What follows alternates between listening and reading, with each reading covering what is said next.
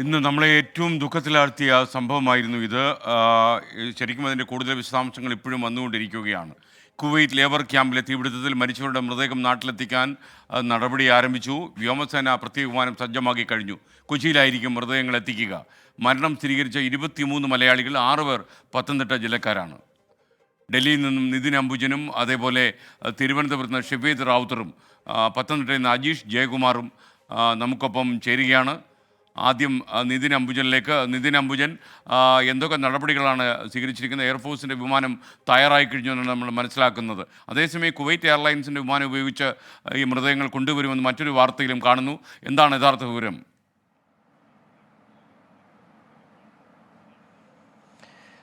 SKN വിദേശകാര്യ മന്ത്രാലയത്തിന്റെ ഇപ്പോഴത്തെ നീക്കം വ്യോമസേനയുടെ വിമാനത്തിൽ മൃതദേഹം കൊണ്ടുവരാനുള്ളതാണ്. ഇന്ന് രാവിലെ കേന്ദ്ര വിദേശകാര്യമന്ത്രി കുവൈറ്റിലേക്ക് തിരിക്കുമ്പോൾ അത് തന്നെയാണ് മാധ്യമങ്ങളോട് പ്രതികരിച്ചത്.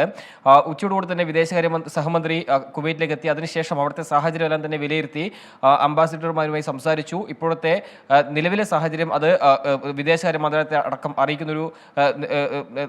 അറിയിക്കുകയും ചെയ്തു. അതിനുശേഷമാണ് ഹിൻഡൻ വ്യോമത്താവളത്തിൽ 2 വിമാനങ്ങൾ C-130J എന്ന എയർഫോഴ്സിന്റെ വിമാനങ്ങൾ സജ്ജമാക്കിയിരിക്കുന്നത്.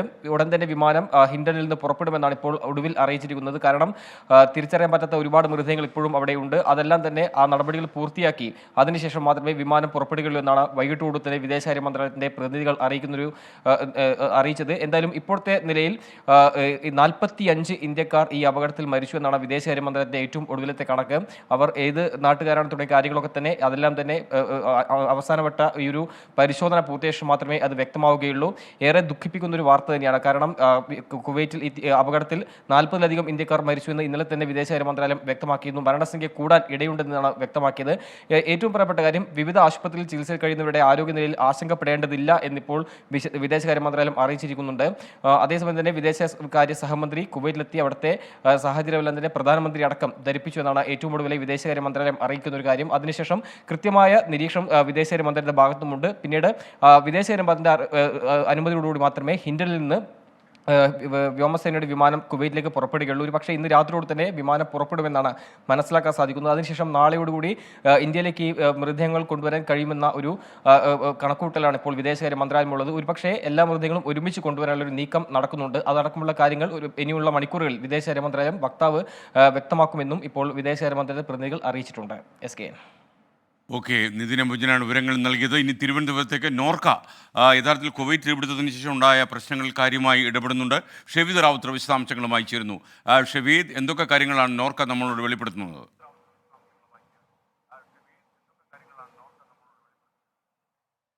SKN, അതീവ ദുഃഖകരമായ സംഭവമാണ് മലയാളികളെ സംബന്ധിച്ച്, കേരളത്തെ സംബന്ധിച്ച് ഇന്നുണ്ടായത്. അതിൽ ഏറ്റവും പ്രധാനപ്പെട്ട കാര്യം, മരണങ്ങളുടെ എണ്ണം ഇങ്ങനെ കൂടി വന്നൊരു ദിവസം കൂടിയാണ്. അങ്ങനെ കൂടി നമ്മളെ വേദനയിലാഴ്ത്തിയൊരു ദിവസം കൂടിയാണ്. ഇപ്പോൾ ഏറ്റവും ഒടുവിൽ നോർക്ക പുറത്തുവിടുന്ന കണക്ക് പ്രകാരം 25 പേർ മരിച്ചു എന്ന് നോർക്കയ്ക്ക് വിവരം കിട്ടിയിട്ടുണ്ട്. ഇതിൽ 23 പേരുടെ വിവരങ്ങൾ പൂർണ്ണമായും സ്ഥിരീകരിച്ചിട്ടുണ്ട്. 2 പേരുടെ വിവരങ്ങൾ കൂടി ഇതുമായി ബന്ധപ്പെട്ട് ലഭിക്കേണ്ടതായിട്ടുണ്ട് എന്നുള്ളതാണ് നിലവിൽ നോർക്ക അറിയിക്കുന്ന കാര്യം. മാത്രവുമല്ല, ഇതുമായി ബന്ധപ്പെട്ട ഒരുക്കാൻ കഴിയുന്ന എല്ലാ സൗകര്യങ്ങളും ക്രമീകരണങ്ങളും അത് പ്രവാസി സംഘടനകളടക്കം സഹായത്തോടുകൂടി ഒരുക്കിയിട്ടുണ്ട്, ക്രമീകരിച്ചിട്ടുണ്ട് എന്ന് പോലും അല്പസമയം മുൻപ് നോർക്ക നടത്തിയ വാർത്താ സമ്മേളനത്തിൽ അറിയിക്കുന്നുണ്ട്. സംസ്ഥാന സർക്കാരിനെ സംബന്ധിച്ച് സംസ്ഥാന സർക്കാരും അടിയന്തരമായി നീക്കം നടത്തിയൊരു ദിവസമാണ്. ഇതിൽ ഏറ്റവും പ്രധാനപ്പെട്ട കാര്യം, സംസ്ഥാനത്തെ പ്രതിനിധീകരിച്ചുകൊണ്ട് ആരോഗ്യമന്ത്രി വീണ ജോർജും അതേപോലെ ജീവൻ ബാബു IAS-ഉം ഇന്ന് കുവൈറ്റിലേക്ക് എത്തും. അവർ അതിനുശേഷമായിരിക്കും മറ്റു കാര്യങ്ങൾ സംബന്ധിച്ചിട്ടുള്ള കാര്യങ്ങൾ ഒരു തീരുമാനമുണ്ടാവുക. അതിൽ ഏറ്റവും പ്രധാനപ്പെട്ട കാര്യം, നിലവിൽ പരിക്കേറ്റ് ചികിത്സയിൽ കഴിയുന്ന ആളുകൾ, അവർക്ക് കൂടുതൽ മികച്ച ചികിത്സ വേണമെങ്കിൽ അതിന് സൗകര്യം ഒരുക്കണം. മാത്രവുമല്ല,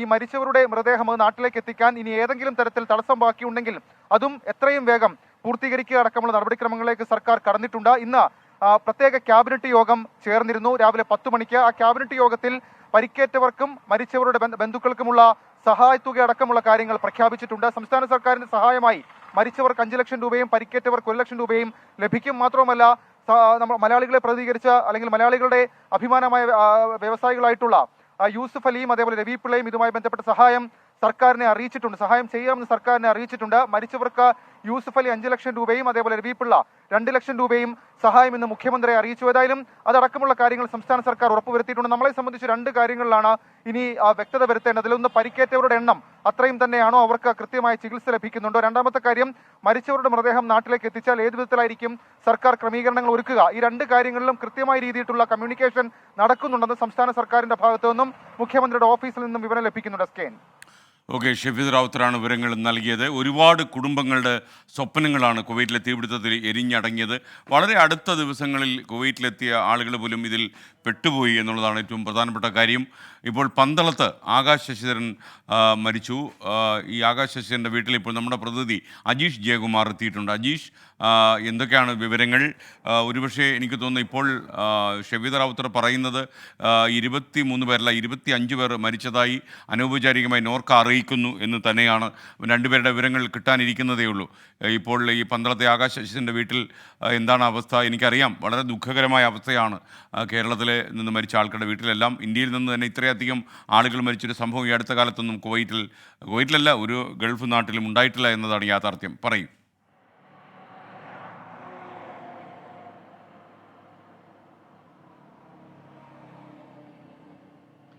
എസ് കെ നേരത്തെ പറഞ്ഞതുപോലെ വലിയ സ്വപ്നങ്ങളുമായാണ് ആകാശ് എന്ന ചെറുപ്പക്കാരൻ വർഷങ്ങൾക്ക് മുൻപ് ഈ പന്തളത്ത് നിന്ന് വിമാനം കയറി കുവൈത്തിലേക്ക് പോയത്. ഞാനിപ്പോൾ നിൽക്കുന്നത് പന്തളത്തുള്ള ഈ ആകാശിൻ്റെ വീടിന് മുന്നിലാണ്. ഇവിടുന്ന് 2ാമത്തെ വീടാണ് ആകാശിൻ്റെ വീട്. ഇവിടെ കഴിഞ്ഞ ഒരു വർഷം മുൻപാണ് ആകാശ് ശശിധരൻ അവസാനമായി ഈ വീട്ടിലേക്ക് വന്നത്. അതിനുശേഷം വീണ്ടും തിരിച്ചു പോവുകയായിരുന്നു. NTPC ഈ സ്ഥാപനത്തിലെ സ്റ്റോർ കീപ്പിംഗ് ചാർജായിട്ടാണ് ആകാശ് ജോലി ചെയ്തിരുന്നത്. അതിനുശേഷം ഈ വരുന്ന ഓഗസ്റ്റിൽ ഓണത്തിന് നാട്ടിൽ തിരിച്ചെത്താമെന്നായിരുന്നു അമ്മയോട് പറഞ്ഞ വാക്ക്. തൊട്ടടുത്ത് ചെറിയച്ഛനും അടക്കമുള്ളവരുണ്ട്, സ്വന്തം കസിനുണ്ട്, അങ്ങനെ വളരെ അടുത്ത സുഹൃത്തുക്കളുണ്ട്, കുടുംബാംഗങ്ങളൊക്കെ ഉണ്ട്, എത്തിച്ചേർന്നിട്ടുണ്ട്. ഈ വിയോഗ വാർത്ത അറിഞ്ഞ് എല്ലാവർക്കും വളരെ വേണ്ടപ്പെട്ട, വളരെ സൗമ്യനായി പെരുമാറുന്ന, വളരെ സ്നേഹത്തോടെ പെരുമാറുന്ന ഒരു ചെറുപ്പക്കാരനായിരുന്നു ആകാശ്. അദ്ദേഹത്തിൻ്റെ വിയോഗം ഈ നാടിനെയും കുടുംബാംഗങ്ങൾക്കും വലിയ ഞെട്ടലാണ്, വലിയ നടുക്കമാണ് ഉണ്ടാക്കിയിരിക്കുന്നത്. അടുത്ത ഓഗസ്റ്റിൽ വരുമെന്നായിരുന്നു വീട്ടുകാരോട് അമ്മയോട് അവസാനമായി പറഞ്ഞിരുന്നത്. ഈ എല്ലാ ദിവസവും അമ്മയെ ഫോൺ വിളിച്ച് സംസാരിക്കുന്ന ഒരു പ്രകൃതമായിരുന്നു. എല്ലാ സന്തോഷവും വിശ്വാസവും ഒക്കെ സംസാരിക്കുമായിരുന്നു. ഈ അവസാനം ഒരു 3-4 മാസത്തെ ശമ്പളം ആകാശിന് പെൻഡിങ് ഉണ്ടായിരുന്നു. അതുകൊണ്ട് കഴിഞ്ഞ മാസമൊക്കെ അതുകൊണ്ട് പറഞ്ഞത് ഈ ശമ്പളമൊക്കെ വാങ്ങിച്ച് ഓണത്തിന് വന്ന് നമുക്ക് ആഘോഷിക്കാമെന്ന് പറഞ്ഞതായിരുന്നു. അതിനിടയിലാണ് ഈ ദാരുണമായ സംഭവം ഉണ്ടായത്. ദുരന്ത വാർത്ത ഉണ്ടായപ്പോൾ പോലും ഉച്ചയോടെ വീട്ടുകാർക്ക് ഒരു പ്രതീക്ഷ ആകാശ് അതിൽ ഉൾപ്പെട്ടിട്ടുണ്ടാവില്ല. അവർ ഈ ആകാശ് തിരിച്ചു വരുമെന്നൊരു പ്രതീക്ഷയിലായിരുന്നു ഇവരുണ്ടായിരുന്നത്, കുടുംബം ഉണ്ടായിരുന്നത്. പക്ഷേ വൈകിട്ട് ഇന്നലെ രാത്രിയോടെയാണ് ഈ വാർത്താമാധ്യമങ്ങളിൽ ആകാശിൻ്റെ പേര് എഴുതി കാണിച്ചത്. അതോടെ ശോഭനകുമാരി, ആകാശിൻ്റെ അമ്മ, തളർന്നു പോയി. അദ്ദേഹത്തിൻ്റെ സഹോദരിയുണ്ട്. സഹോദരി വിവാഹം കഴിച്ച ഭർത്താവിൻ്റെ വീട്ടിലാണ് താമസം. ഈ ഓഗസ്റ്റിൽ മടങ്ങിയെത്തി സ്വന്തം കാലിൽ നിൽക്കാമെന്നുള്ളൊരു പ്രാപ്തിയായതോടെ വിവാഹം കഴിച്ചൊന്ന് കുടുംബമായി മുന്നോട്ട് പോകാമെന്നുള്ളൊരു പ്രതീക്ഷയിൽ കൂടിയായിരുന്നു ആകാശ് വരാനിരുന്നത്. എന്തായാലും ആകാശിൻ്റെ വിയോഗം ഈ നാടിനും വീടിനും ഒക്കെ വലിയ നഷ്ടമാണ്, വലിയ നടുക്കമാണ് SK ഉണ്ടാക്കിയിരിക്കുന്നത്. Okay, thank you Ajeesh Jayakumar, thank you.